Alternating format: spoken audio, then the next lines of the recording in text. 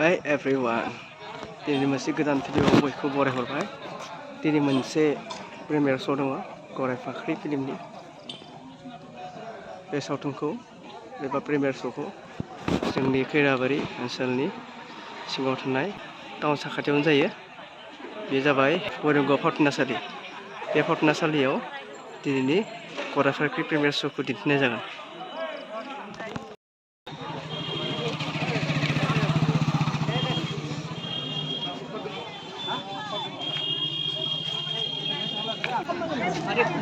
Ticket counter बयबो ticket लागासिनो।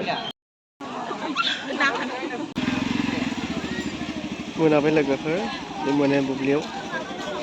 लासै लासै फैगासिनो नायग्राफोरा हाबहोलांगासिनो। दासो हाबजेनदो।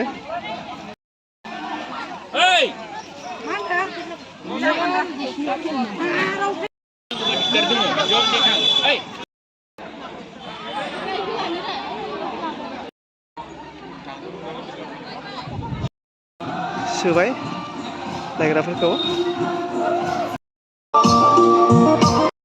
दा समाव नै उनथिंजाय खालि सफैजोबाखै। दासो लासै लासै हाबगासिनो मानसिफोरा। बेसेबां मानसि जायो नायनोसै।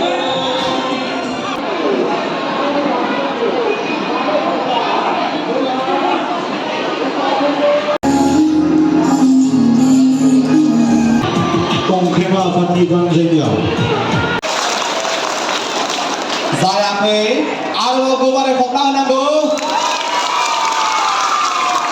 Thank you.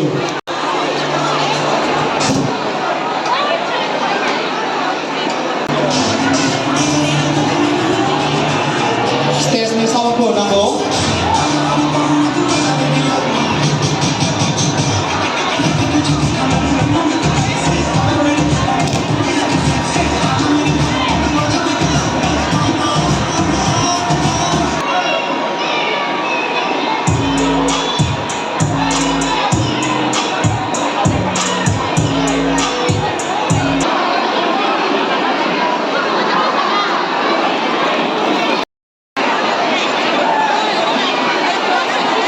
Ini जोंनि गेजेराव दंफैयो जोंनि बयजोंबो अनजानाय सिनायजानाय आब' अनजालि डक्टर अनजालि दैमारि बिथाङाबो जोंनि गेजेराव सफैखाबाय आरो लोगोसे हेलेना दैमारि संगिना ब्रह्म बिथांमोनाबो फैगासिनो दङ आइडियाव बिसोर फ्रि जादों मेकआप लादों रायजो जानथांमोन हाबसिगोन दसे उनावनो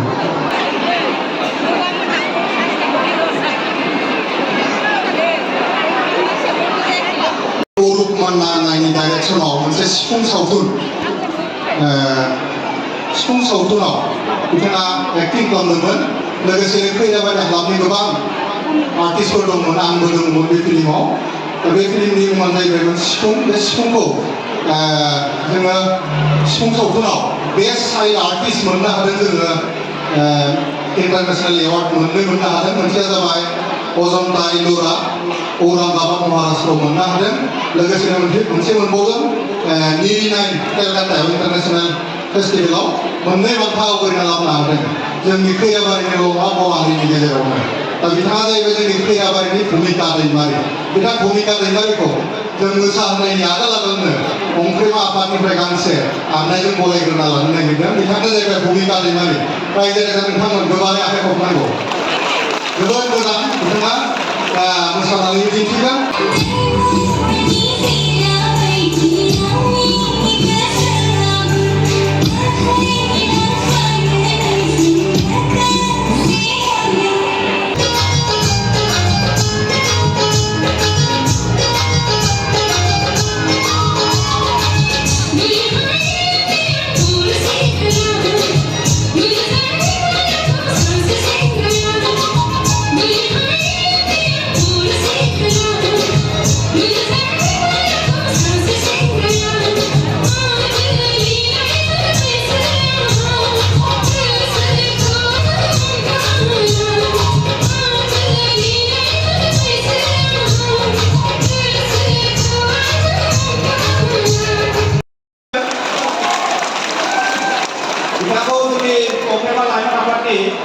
मावथि बिथां दिपुल बर' बिथाङा गांसे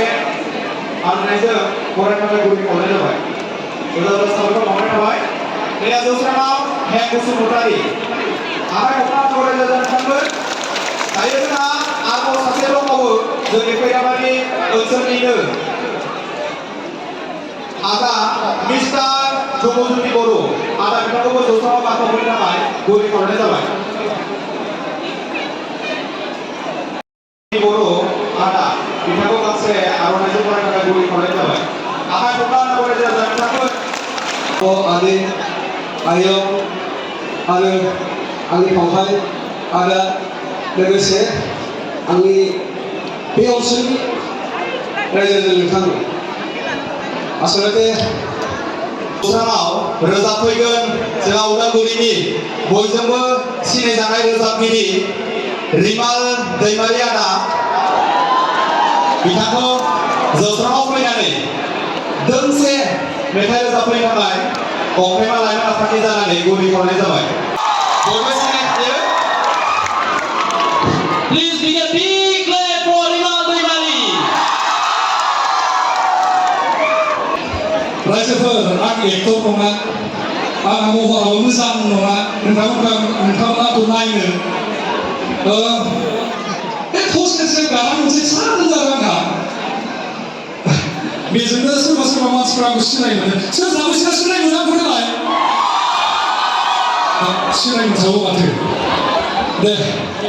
दोंसे मेथाइ खननि गोबाव जाबाय आं खनैया गेस्टफोर लांनाय बायदि जादों हाबाबो जाबायना सम मोनला गोरोन्थिबो जानो हागौ दै रायजोफोर निमाहा खालामनो जायोबा मनिटर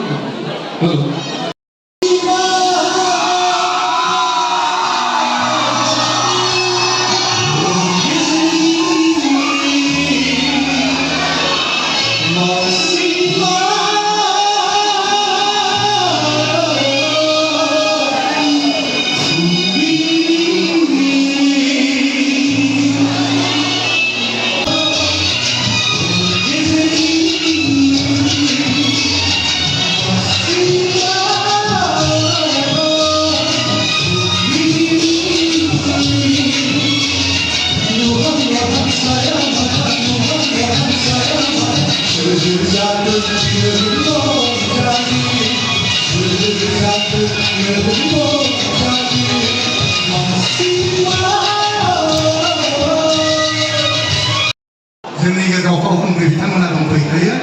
बे समाव जों गंफ्रेमा आफादनि दैदेनगिरि बिथांमोनखौ जोंनि मानगोनां अनजालि दैमारि आब' बिथांखौ जौस्रांसिम बरायना लाबोनो थाखाय खावलायनाय जाबाय लोगोसेनो जोंहा डाइरेक्टर रजनी बसुमतारी आब' बिथांखौबो जोंनि जौस्रांसिम बरायना लाबोनो थाखाय खावलायनाय जाबाय आरो लोगोसेनो रायजो राजा नोंथांमोन खैराबारिनि बिहामजो मिथि नार्जारि बिथांखौबो जौस्रांसिम बरायना लाबोनो थाखाय खावलायनाय जाबाय प्रेक्टिस सामा बसुमतारी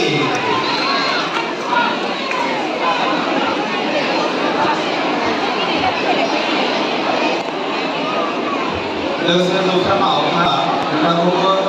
जौस्राङाव गसंफैनो थाखाय गुरै खालामनाय जाबाय बिथोनगिरि डाइरेक्टर बिथां आब' रजनी बसुमतारी बिथांखौ सिनायथि लानायजों लोगोसे अंफ्रेमा आफादनिफ्राय गांसे आर'नाइजों बरायनो थाखाय खावलायनाय जाबाय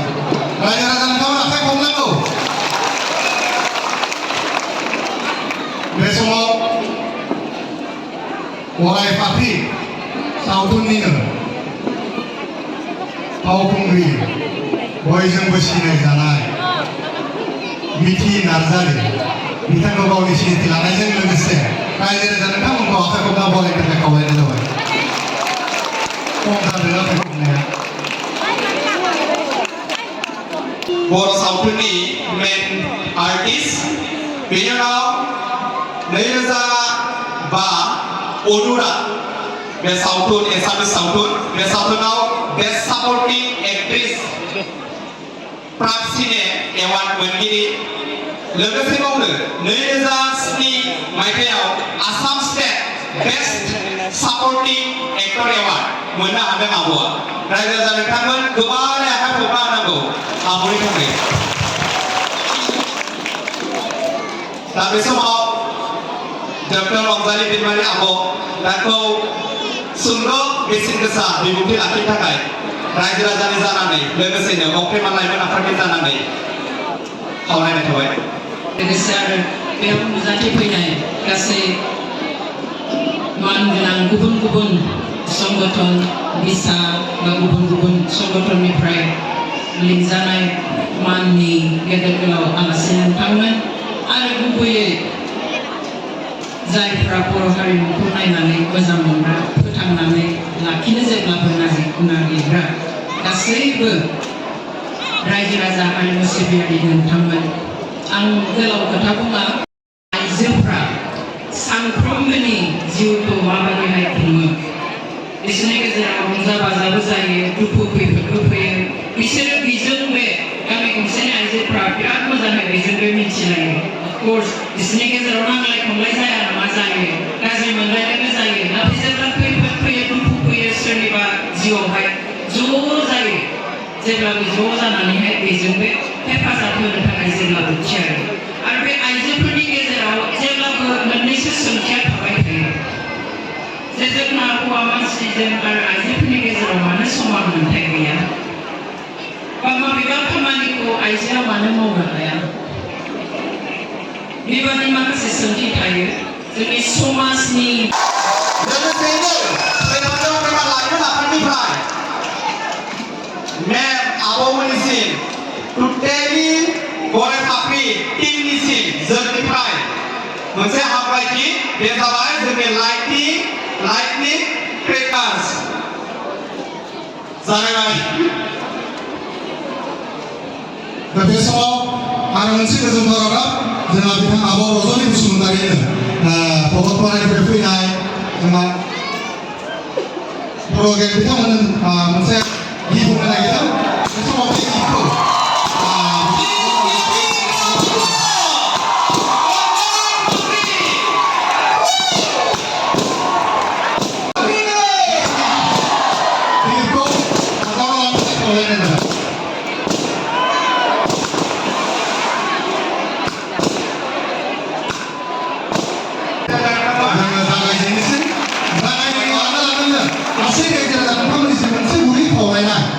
बाथ्राया बेनो जाहैबाय जोंहा सावथुनखौ जेब्ला जों बेयाव दिन्थिफुंगोन बे दिन्थिफुंनाय समाव रावबो जाहाथे गावनि मबाइलखौ जों रेकर्डिं खालामा अननानै आं खावलायनाय थाबाय लोगोसेनो रावबो लाइट बायदिसिना बिथिंनानै फोजोंहरा आरो लोगोसेनो गराय फाफ्रिखौ नायखांनायनि उनाव रायजो राजा नोंथांमोननिफ्राय मोनसे रिकुवेस्ट बयहाबो गावबा गाव ससियेल मिडियायाव एकाउन्ट दं फिल्मखौ नायनानै बोरै मोनदों मोजां मोनदों गाज्रि मोनदों बबेबा सिनखौ बिराद मोजां मोनदों मोनसे गावनि ससियेल मिडिया एकाउन्टआ जाहाथे कमेन्ट होयो अब्लासो जों मिथिगोन जोंनि सावथुना मोजां जादों गाज्रि जादों कमेन्टखौ मोनोब्लासो जोबनायाव दिनैनि गराय फाफ्रि सावथुनखौ जों नै बिदिब्ला जों नायनोसै बयनिसिम गोजोन हामलायनाय बावहरनाय जाबाय जोंनि बर' सावथुन गावनिनो आंगोनिबो सावथुन होननानै जोङो बजबना लादों बे सावथुननि मुङानो जाहैबाय